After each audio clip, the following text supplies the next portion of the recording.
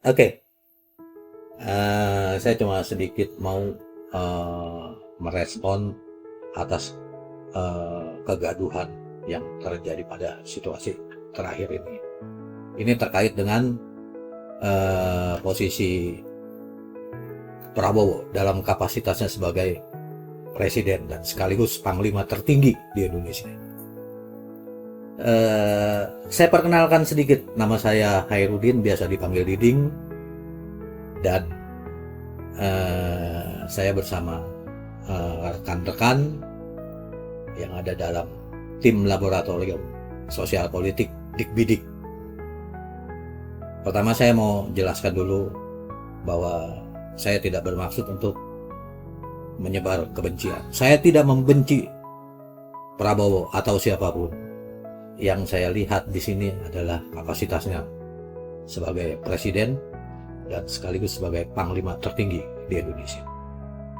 Itu yang akan saya mau sampaikan.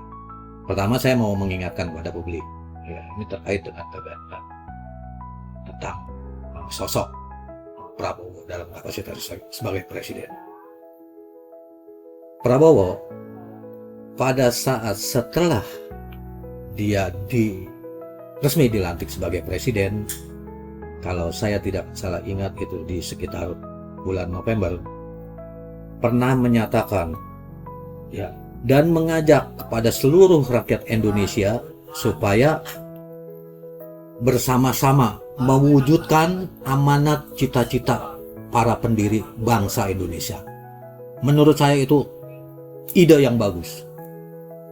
Presiden Prabowo pada saat itu mengajak ya dan mengarahkan orientasi ya politik dan ekonomi bangsa Indonesia ini untuk mewujudkan amanat cita-cita para pendiri bangsa Indonesia. Tidak ada yang salah.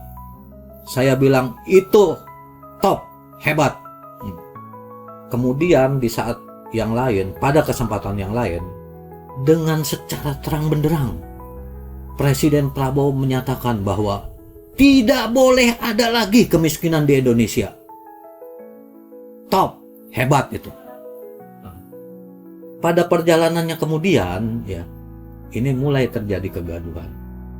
Muncul istilah omon-omon, atau dalam versi orang Betawi, ini Prabowo dituding sebagai ngomong sebakul, berak sekebon. Nah, ini istilah orang Betawi. Ini sebenarnya saya tidak bermaksud, atau kami di dalam tim ini tidak bermaksud untuk membenci Presiden Prabowo, tapi ingin menempatkan konteks yang sesungguhnya, fundamental persoalan yang sesungguhnya. Ide dan gagasan Presiden Prabowo seperti tadi sudah saya sebut, itu sudah sangat bagus. Saya bilang top, hebat.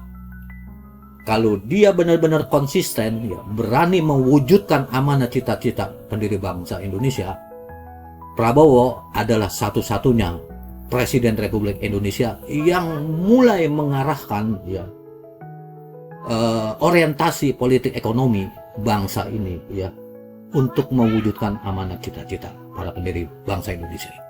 Pemerataan kesejahteraan dan keadilan. Artinya itu pemerataan keadilan juga di sektor politik dan di sektor ekonomi.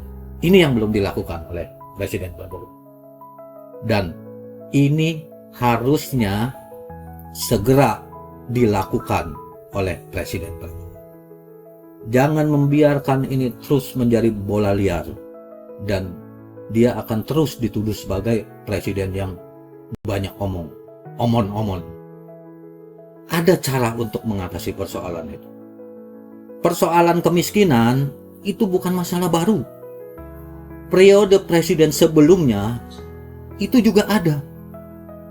Dan sampai saat ini pemerintah ya siapapun presidennya ya termasuk Prabowo ya sampai saat ini saya kategorikan dalam konteks belum berhasil.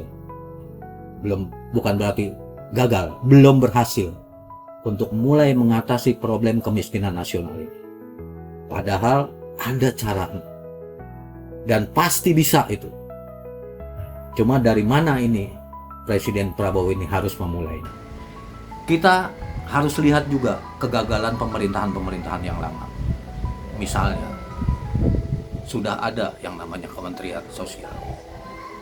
Bagaimana pertanggungjawabannya dalam konteks penanggulangan masalah kemiskinan nasional ini?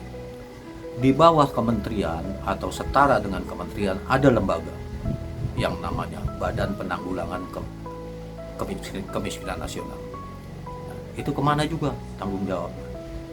Apa yang sudah dia capai sampai periode terakhir pemerintahan Jokowi yang kemarin, dan kemudian apa yang harus dia lakukan pada masa periode pemerintahan Prabowo yang belum 1 tahun ini.